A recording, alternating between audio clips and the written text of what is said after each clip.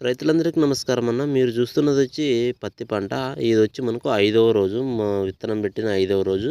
So, మీరు మొలక శాతం అనేది ఏ విధంగా వచ్చిందో మీరు చూసుకోవచ్చు. మంచిగా అయితే జర్మినేషన్ అయింది. సో, ఇదొచ్చి మనం ఎంచుకున్న సీడ్ వచ్చి మనకు ఈ నార్త్ సీడ్ వాళ్ళది సంకేత్. సో, ఈ సంకేత్‌నైతే మనం ఎంచుకొని నాటు అయితే వేయడం జరిగింది. సో, మొదటిగా మనం వచ్చి 18వ తారీఖు అయితే ఈ విత్తనం అనేది పెట్టడం జరిగింది. సో, తడి వచ్చి 19వ తారీఖు అయితే తడి పెట్టాను. ఈ రోజుకొచ్చి మనకు దాదాపుగా 5వ రోజు. ఈరోజు వీడియో తీసిన రోజు వచ్చి మనకు 22వ తారీఖు. సో, ఈ విధంగా అయితే జర్మినేషన్ సీడ్ అయితే వచ్చింది. మంచిగా అయితే కుట్టిన ప్రతి విత్తనం అయితే మొలక అయితే రావడం జరిగింది. సో, చెట్టుకు కూడా దూరం అయితే బాగా డిస్టెన్స్‌గానే పెట్టుకున్నాను నేను.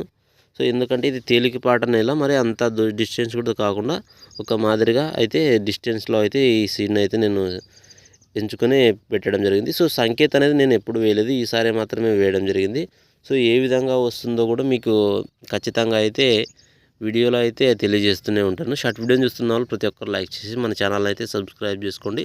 సో, ఈ సంకేత్ అనేది విత్తనం సీడ్ వచ్చి మంచిగా మొలక శాతం అయితే ఉంది. సో, దీన్ని ప్రతి ఒక్కరు వేసుకోదగ్గ విత్తనమని ఇప్పటి మొలక శాతం వరకు చెప్పుకోవచ్చు.